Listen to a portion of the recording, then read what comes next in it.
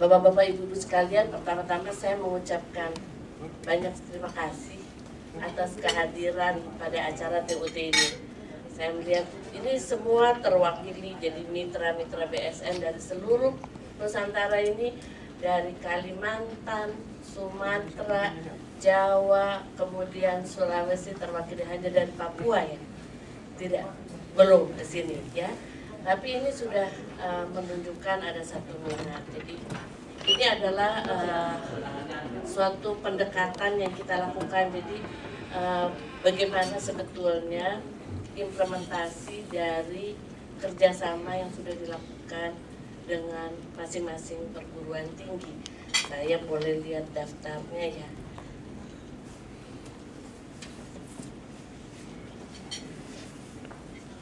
Sambil menunggu yang lain ya.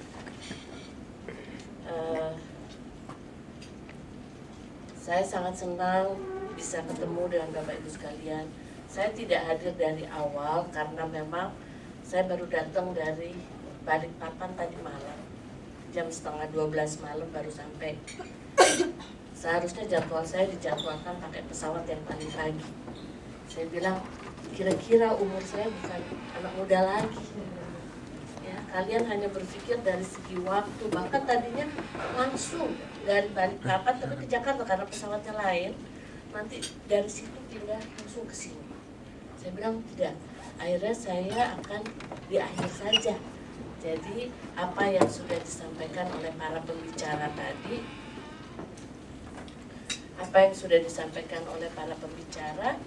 ini menjadi salah satu yang saya ingin mendengar feedback dari Bapak Ibu sekalian ya. Tapi sebelumnya saya ucapkan terima kasih kepada para narasumber. Jadi Pak Andi tadi dari BSN sudah memberikan pemahaman mengenai infrastruktur mutu, terutama roadmap yang sedang akan disusun. Jadi kita akan lakukan rakornas standarisasi pada tanggal 12 minggu depan. Itu seluruh stakeholders, pemerintah, para ahli, para pelaku usaha, dan juga perwakilan dari masyarakat konsumen akan hadir untuk melihat itu. Kenapa ini penting? Standarisasi itu memang mau tidak mau itu menjadi satu pertimbangan di dalam kita menyatukan bahasa antar negara di era yang terbuka ini. Kita akan menjadi masyarakat ekonomi ASEAN 2015 sebentar lagi, dan kita mesti bicara hal yang sama. What is quality? Quality for Indonesia, quality for Malaysia, Thailand, Filipina, ya, kemudian apalagi satu lagi, Filipina, Thailand, Brunei. Ya, jadi kita berenam 2015. Nanti 2020 tambah 4 lagi. Vietnam, Myanmar, Laos, Kamboja. Mereka belum siap 2015. Ini saja di dalam mengharmoniskan untuk mempunyai bahasa yang sama, bahasa di dalam peraturan. Ketika semua negara itu menjadi satu keluarga, maka kita harus tahu aturan masing-masing, mana yang bisa kita cari kesamaannya. Nah, standar adalah menyamakan perbedaan, menyatukan berbagai perbedaan. Karena perbedaan itu adalah sudah menjadi sesuatu yang sangat natural, dan setiap negara akan mengatur dirinya masing-masing. Tetapi ketika kita bersepakat menjadi satu region untuk bisa lebih maju, one vision, ya, kita mempunyai visi yang sama untuk mensejahterakan ASEAN, untuk bisa setara dengan kawasan Eropa, Amerika, dan kawasan-kawasan lain. Itu adalah global, jadi itu ada cara kita bersama-sama. Nah, di ASEAN sendiri ada namanya ASEAN Scorecard. Scorecard itu mengukur sejauh mana kita bisa mengharmoniskan peraturan termasuk standar di dalamnya. Ya. Untuk tingkat global, standar yang menjadi acuan adalah ISO standar internasional dari International Standard Organization. Ini juga kalau kita ke kawasan Eropa, maka di antara negara-negara Eropa mereka sudah mempunyai European Standard di EU. Ya, bahkan itu juga mereka karena lebih dulu daripada ISO, mereka menjadi clean, tapi kita semua sepakat bahwa yang kita acu adalah International Standard Organization, meskipun standar-standar ISO pun mengacu kepada standar yang dibuat oleh negara-negara Eropa seperti Inggris, Jerman, yang sudah lebih dulu. Jadi standarisasi di dunia itu sudah lebih dari 1 abad. Nah, kita di Indonesia, BSN aja baru 16 tahun. Ya. Tapi standar itu masuk ke kita itu sebetulnya sudah ada di dalam peradaban kita. Kalau kita melihat Borobudur, ya, mereka bisa membuat suatu mahakarya yang luar biasa tanpa belum ada ukuran apa-apa. Pada waktu itu, saya baru tadi malam pulang dari Kalimantan Timur, dan saya melihat pelestarian budaya Dayak di dalam membuat tikar lampir. Saya sampai tidak bisa berkata-kata, Ibu, karena semua desain yang ada itu ada di kepala mereka masing-masing, ada di kepalanya masing-masing. Padahal mereka membuat desain tikar, desain ornamen dan sebagainya itu dalam bentuk geometris. Ketika saya tanya, ini ada ukurannya? Ada, ini sampai begini. Dan ternyata itu anyaman yang dibuat oleh suku Dayak itu, ketika mereka membuat anyaman berwarna di atas rotan dengan perwarna alami, jadi warna hitam itu rotan yang direndam di dalam lumpur. Jadi dijemur, direndam sampai akhirnya warnanya hitam. Dan ketika kita punya rotan lampit yang warnanya hitam, suatu saat dia akan pudar, ya, akan putih misalnya gitu. Dan itu dijemur aja di matahari, dijemur 1 jam, maka dia akan hitam lagi dan mengkilat lagi. Ini kan luar biasa. Bagaimana mereka? Mereka tidak tahu, itu adalah traditional knowledge. Nah, yang mengkhawatirkan, perbatasan Sarawak itu sudah mengambil kerajinan itu, orang-orang itu untuk dibuat sana dan diproduksi di Malaysia. Kemarin saya ke Total Heritage, itu ada yayasan Total yang melestarikan tentang budaya Dayak, tradisional Dayak. Dan ada barang-barang yang dibuat oleh orang Dayak yang diproduksi di Malaysia. Saya bilang, kita hati-hati, nanti jangan kaget lagi kalau tiba-tiba ya itu diklaim sebagai budaya Malaysia. Terus kita ribut, nggak ada gunanya. Apakah kita mencatat tradisi Dayak itu, ada buku setebal ini yang buat orang Belanda? Where is our university? Di mana masyarakat kita? Di mana masyarakat akademis? Di mana para intelektual kita mengamankan our traditional knowledge? Kita mau bicara standarisasi, that is standard. Itu adalah kekuatan kita yang tidak dimiliki oleh orang lain. We have to fight for that. Jangan biarkan itu diambil oleh orang lain, karena tidak tercatat. Inti dari standarisasi adalah tercatat. Tulis yang dikerjakan, kerjakan yang ditulis. Jadi, para ilmuwan, Bapak Ibu sekalian yang dari universitas, dimanapun Anda berada, di daerah manapun pasti ada local wisdom. Pasti ada pengetahuan tradisional.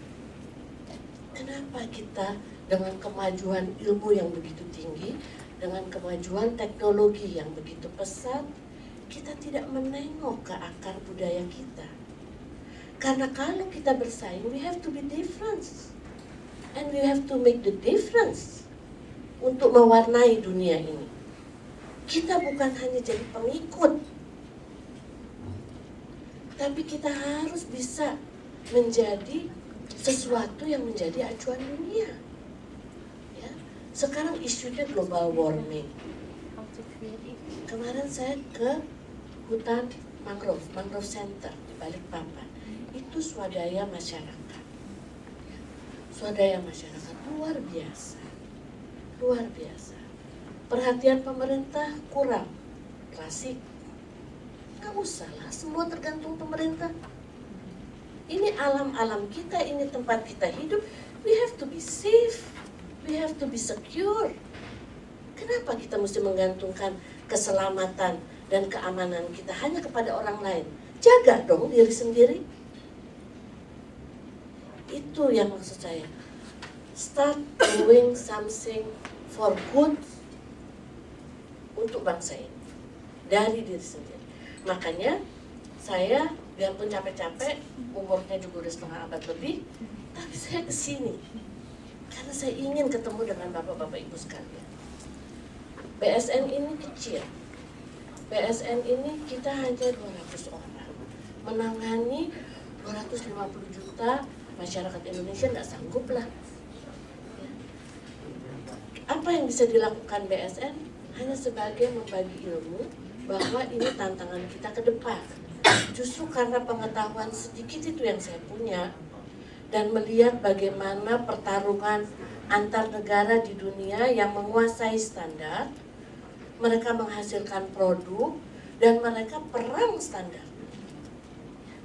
Sekarang Jepang, Korea, Taiwan, Cina itu berlomba-lomba ingin standarnya menjadi acuan standar internasional. Apa yang mereka lakukan? Mereka menjadi konvener dari TC baru.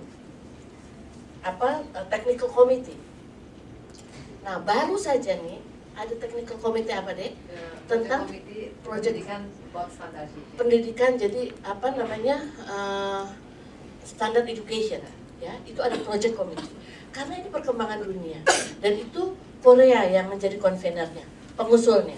Dan kita akan fight untuk menjadi sekretariatnya. Kenapa? Karena mereka melihat perkembangan kita besar. Besar dalam arti apa? Dalam arti mitranya BSN itu 31 malah ya. Sekarang 31 universitas. It's big. Mereka tidak punya. Bayangkan kalau 31 ini betul-betul kita mengembangkan pendidikan itu untuk membangun generasi penerus. Jadi Bapak Ibu, sekali lagi mengajarkan standarisasi is not for BSN. Itu bukan untuk BSN, tetapi untuk bangsa kita, untuk generasi seperti Pak Maulana tadi ya. Itu pengalamannya diajar sama Pak Rosyawan, gurunya di belakang. Kemudian dia sekarang menjadi quality assurance ya, quality manager ya. Apa? Quality assurance staff. Nah, baru 1 tahun kerja.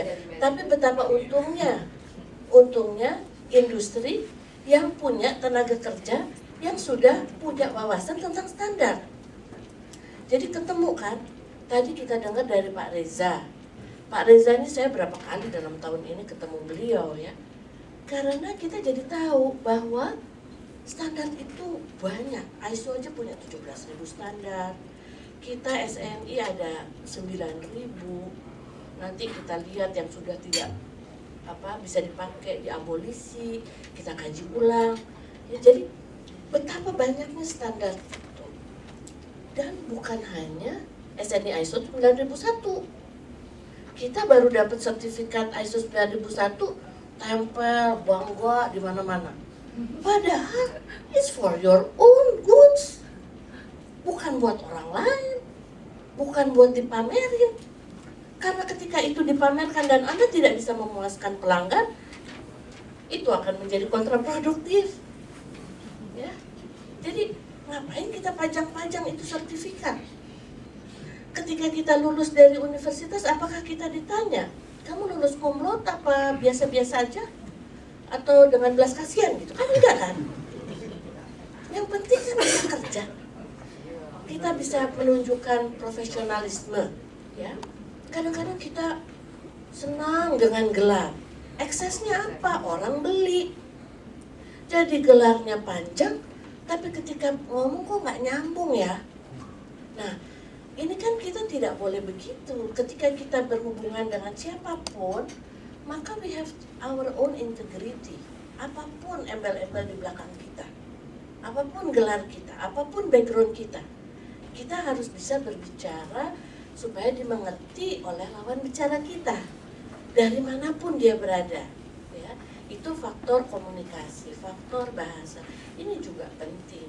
Nah, standar itu adalah menyatukan perbedaan dari terminologi yang ada di berbagai negara. Jadi ketika mendefinisikan satu terminologi itu masalahnya sampai bisa panjang berhari-hari. Makanya urusan standar itu tidak mudah, karena kalau kita mencari perbedaan yang beda sendiri kita bisa lihat, ya. Tetapi ketika mencari persamaan, maka disitulah faktor konsensus bermain.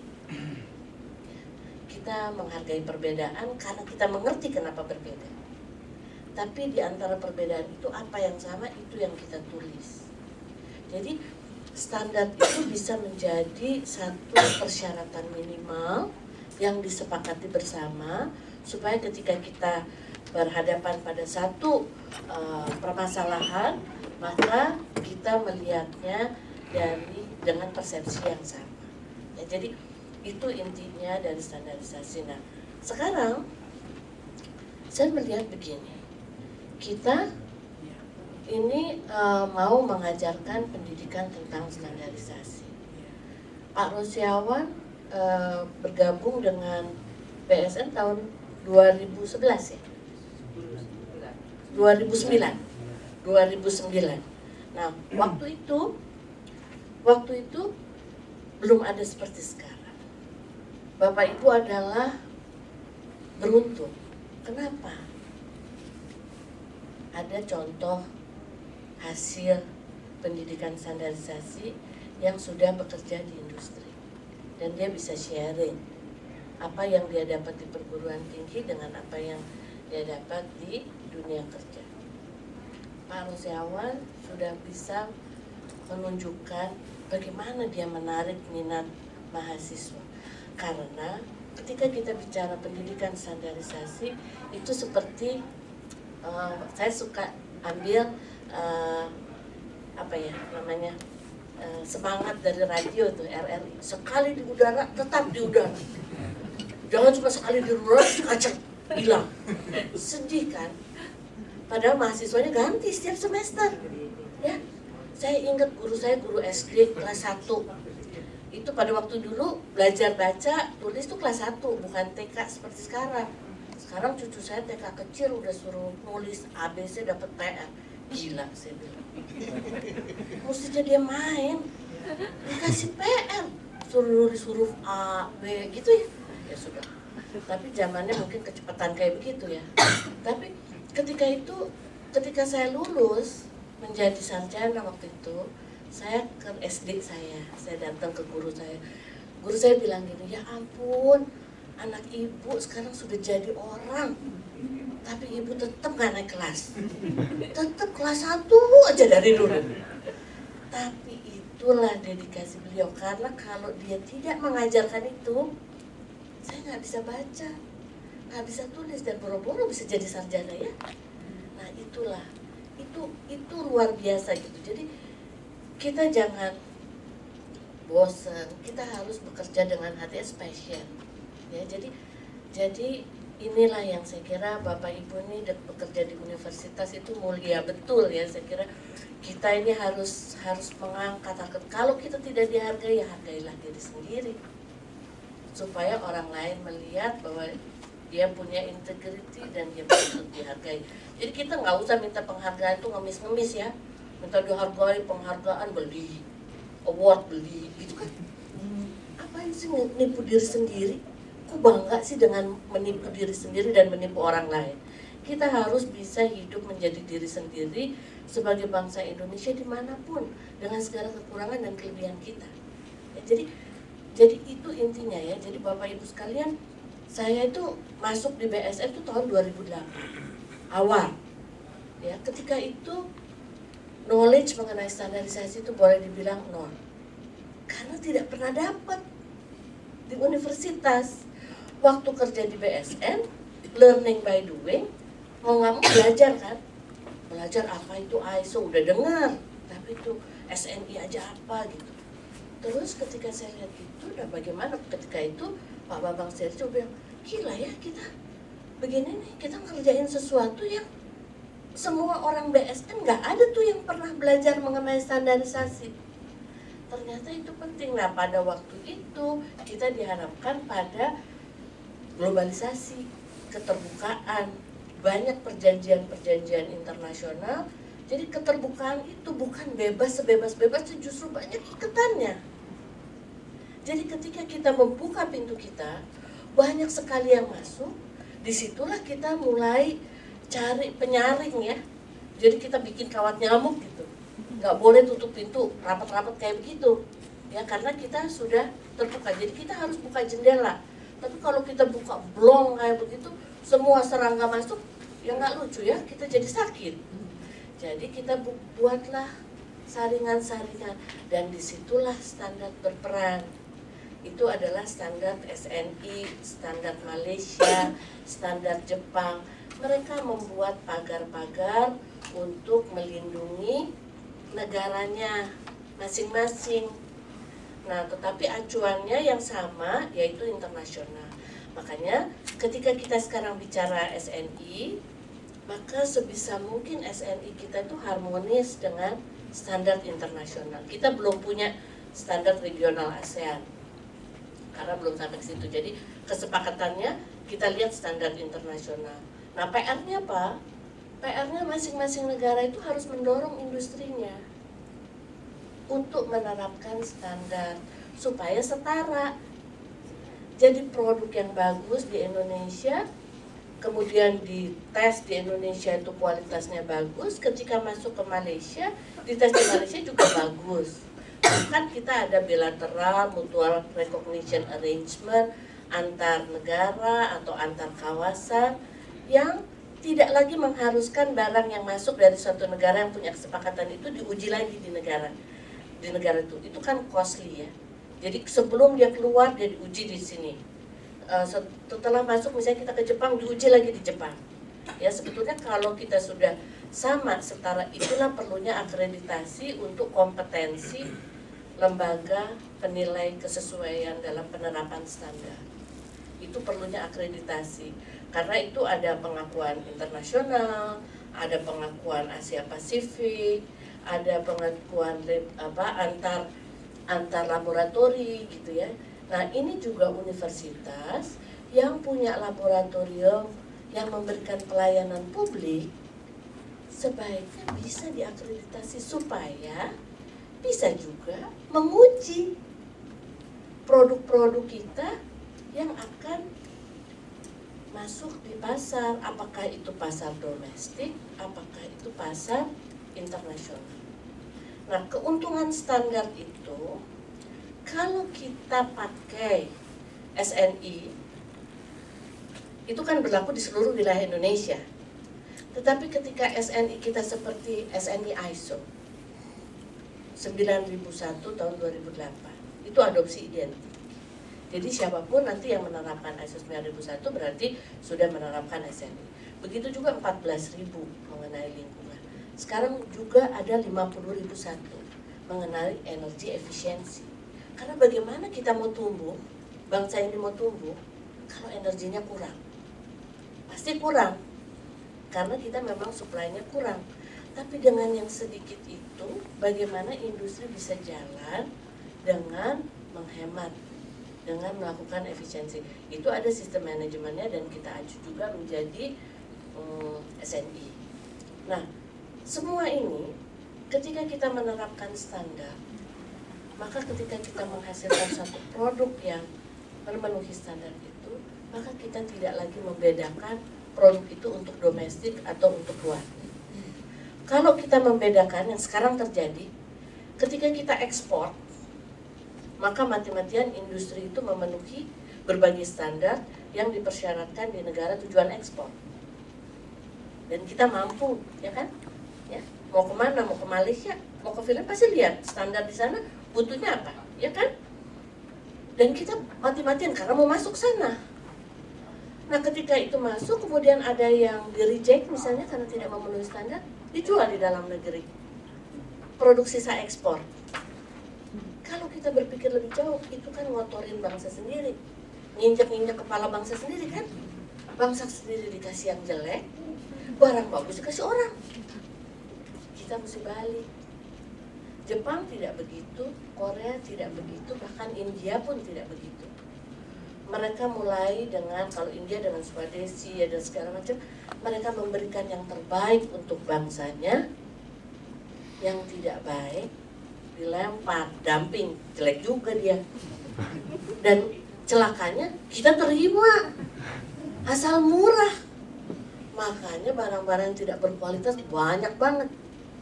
Kalau mau dikategorikan yang berbahaya, yang cepat rusak, akhirnya jadi biaya tinggi juga.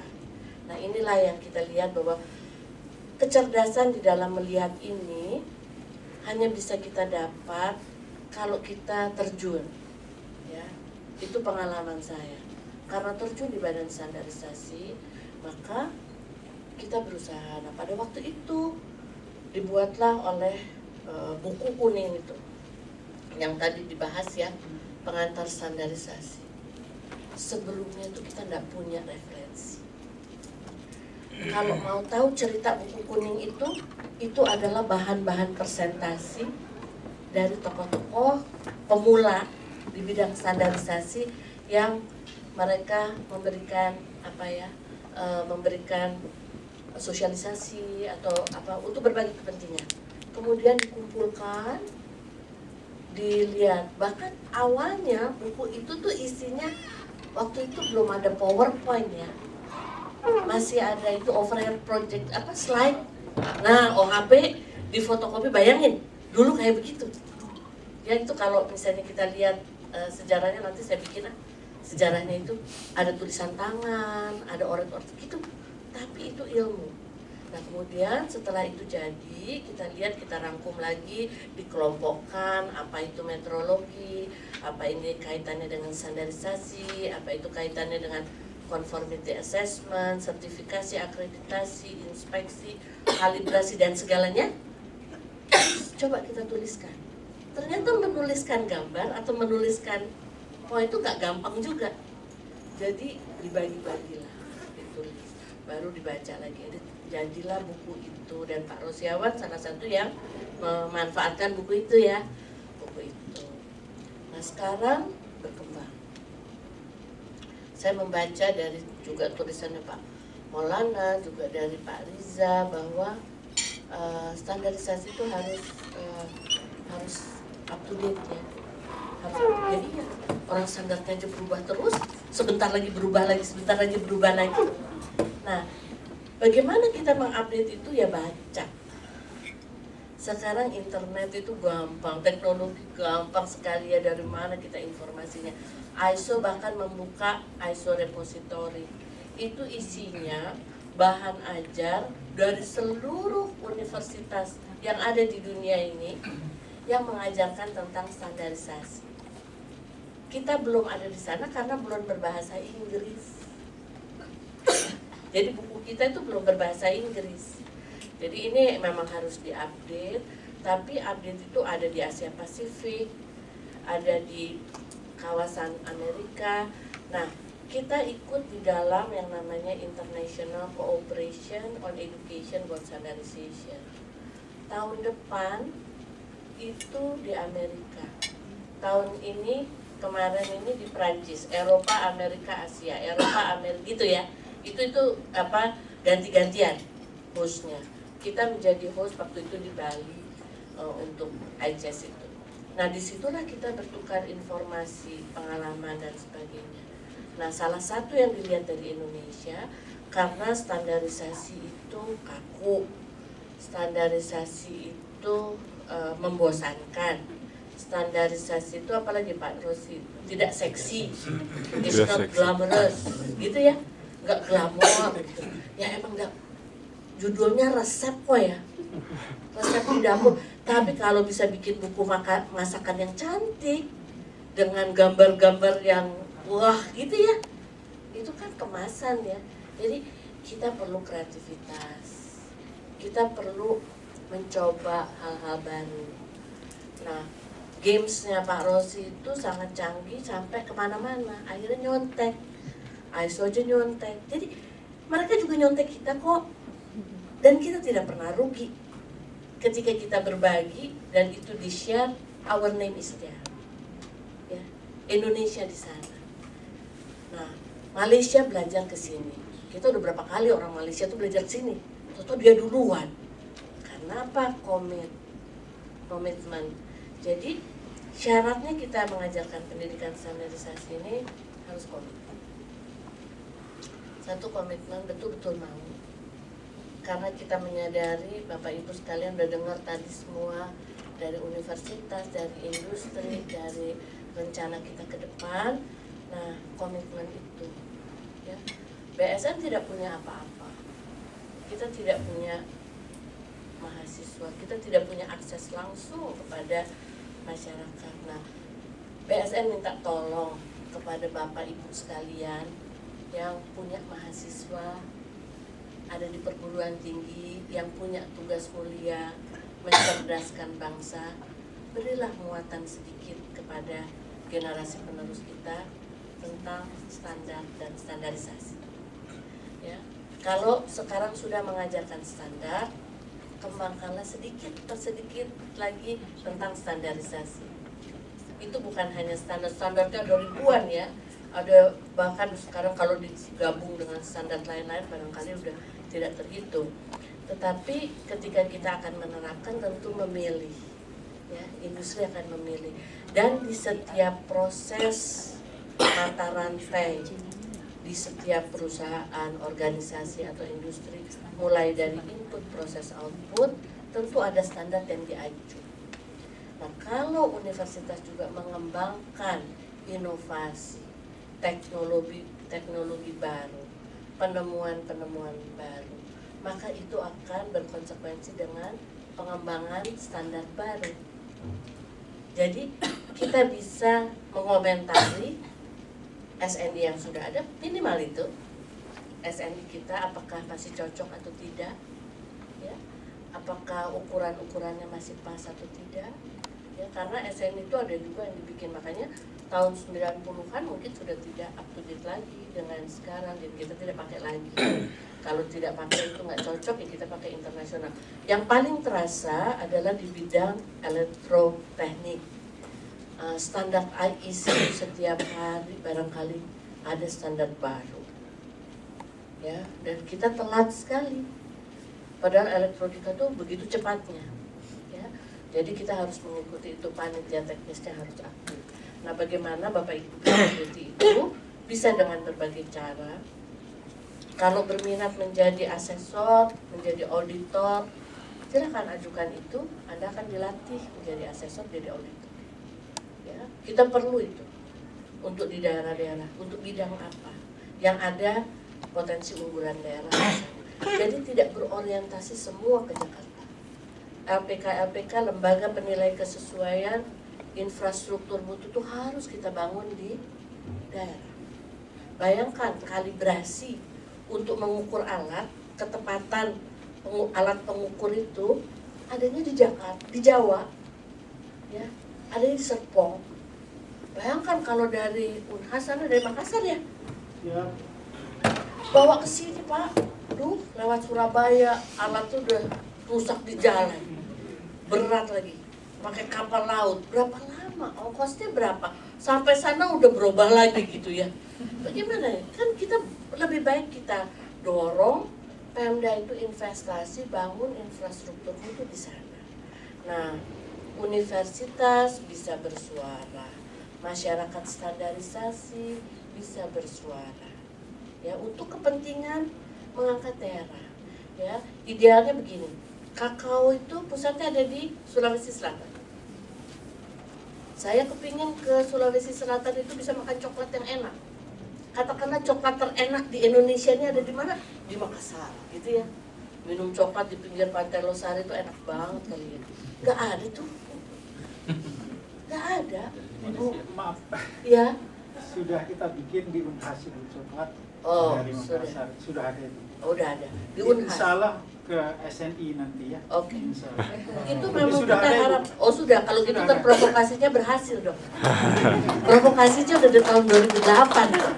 Jadi itu bagus, ya. Artinya didengar. Jadi gini loh, daerah itu yang punya potensi, jangan melihat yang lain nggak punya potensi, jadi dibikin. Tapi yang ada di depan mata itu ayo kita gali supaya itu menjadi keunggulan. Saya sedih ya, saya sedih ketika saya ke daerah. Saya ke Samarinda, Bu. Saya ke Balikpapan. Apa ukurannya? Ketika ini sudah maju, termasuk Surabaya, kita sudah punya mall sekian. What? Kita nggak perlu mall deh. Kita nggak perlu jalan tol deh. Barangkali kita perlu kereta api, barangkali kita perlu pelabuhan-pelabuhan kecil karena menghubungkan sungai yang begitu besar. Jadi akses itu kan transportasi darat, laut, udara. Kalau Jakarta bikin bikin jalan tol, nggak selalu semua negara, semua daerah bikin jalan tol atau jalan tol mesti ngebabat hutan. Ya Allah, hutan itu kan paru-paru dunia.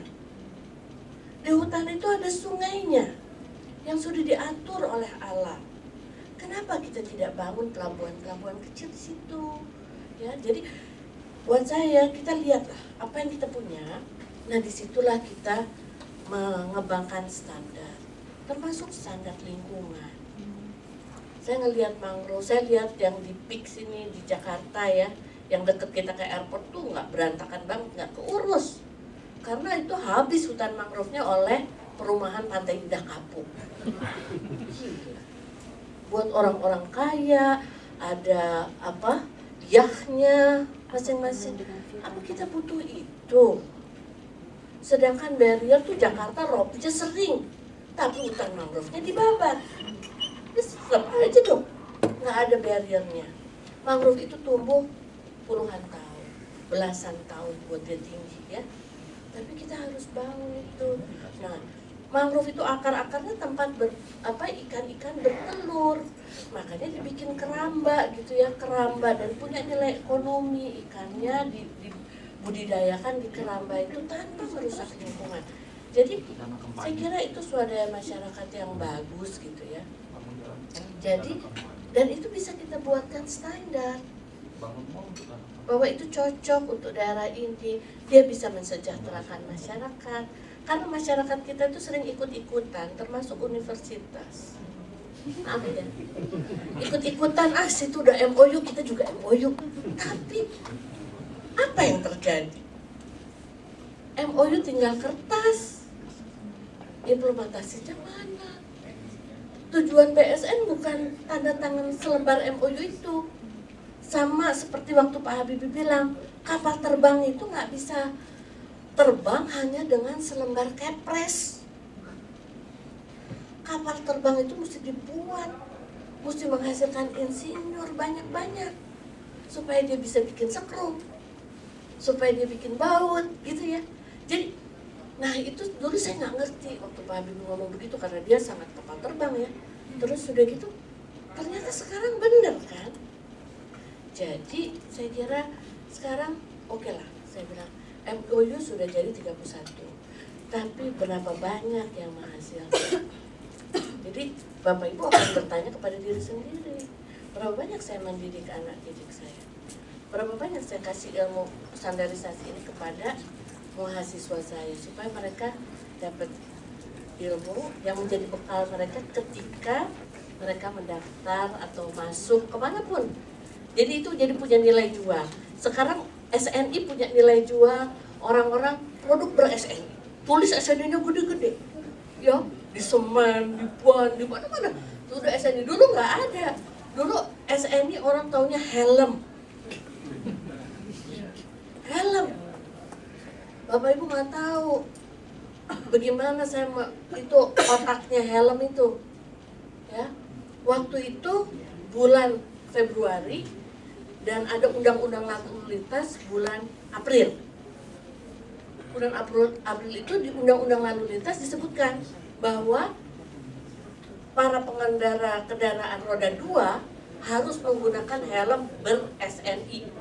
Menggunakan helmnya sih sudah dari tahun 90, tapi di undang-undang yang baru ada kata SNI.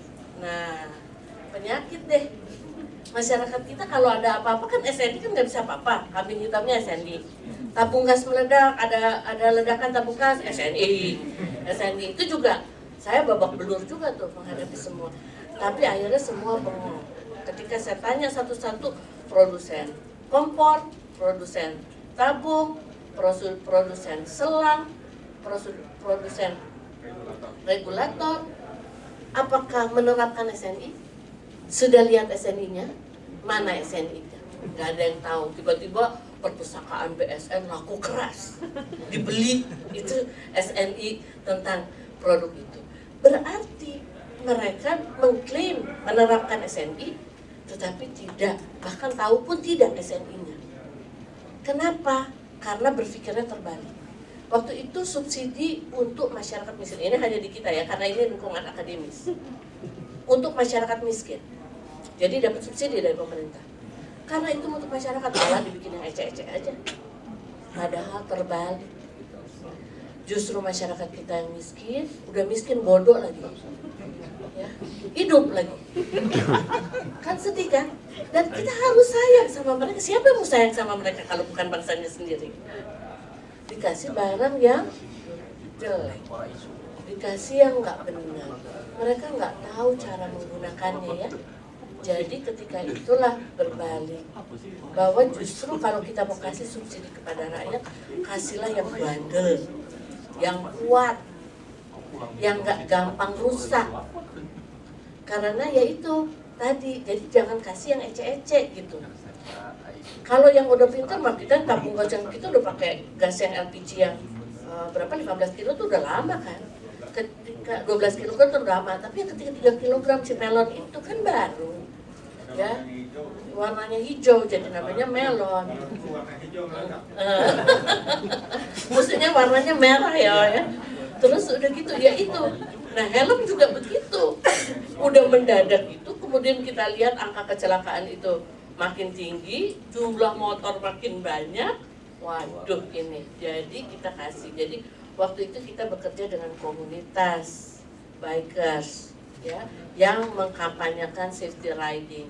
Kita bekerja sama dengan polisi, kita bekerja sama dengan universitas. Kebetulan startnya itu dari Surabaya, karena kita baru mau melakukan itu Surabaya langsung sampai Jakarta.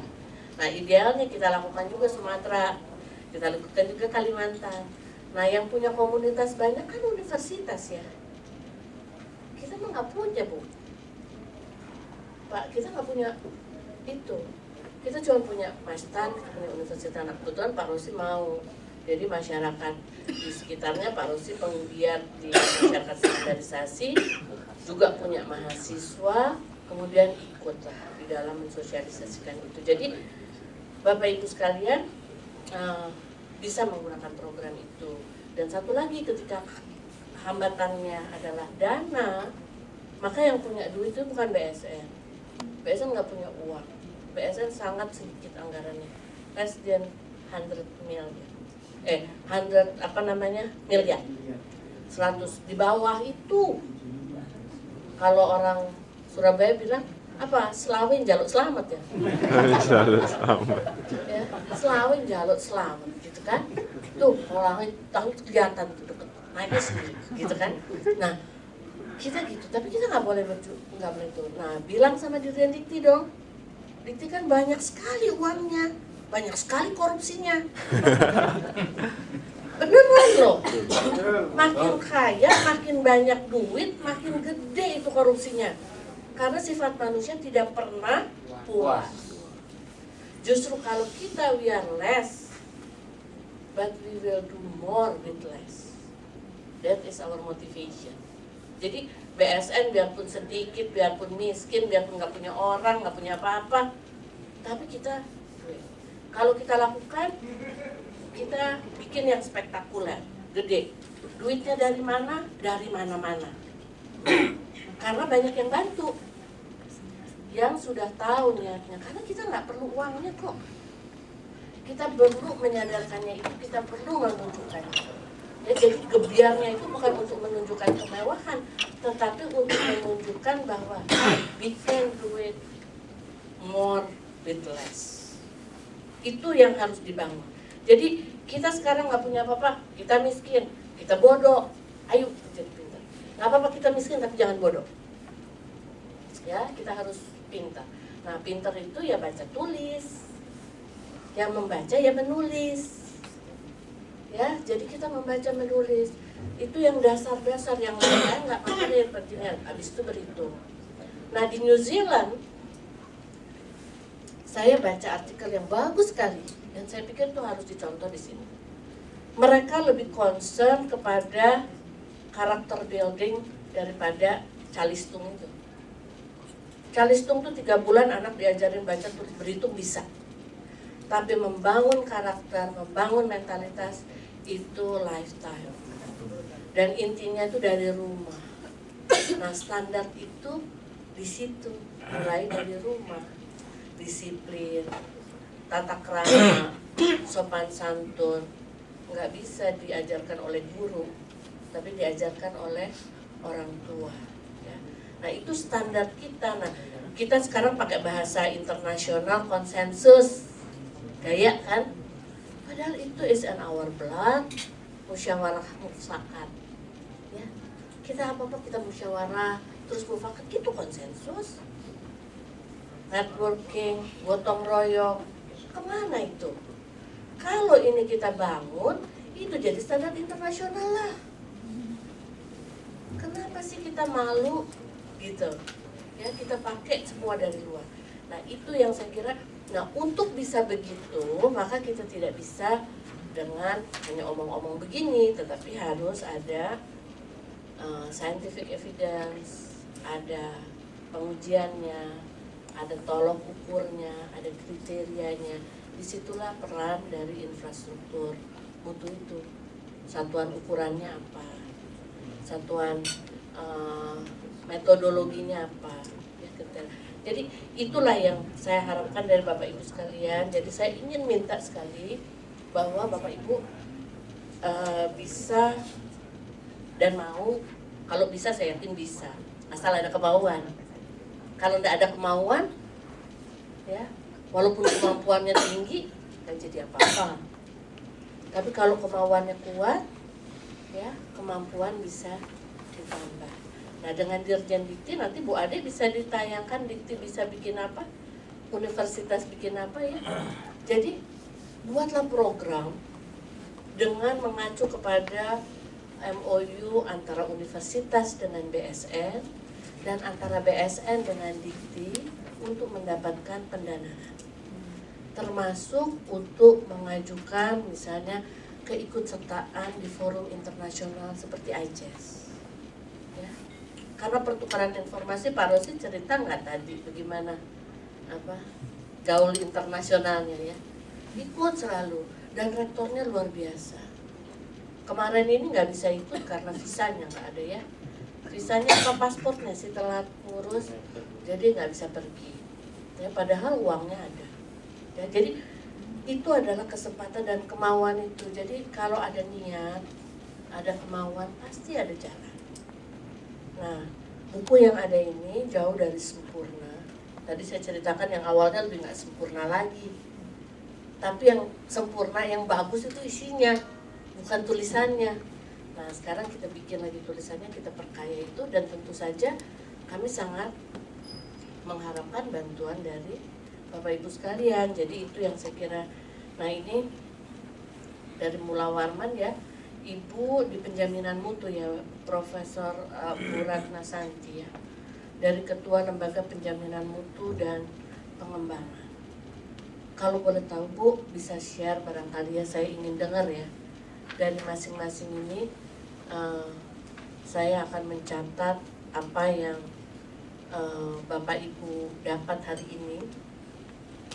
dari seluruh materi yang dibahas dan apa yang akan dilakukan setelah kembali ke sana.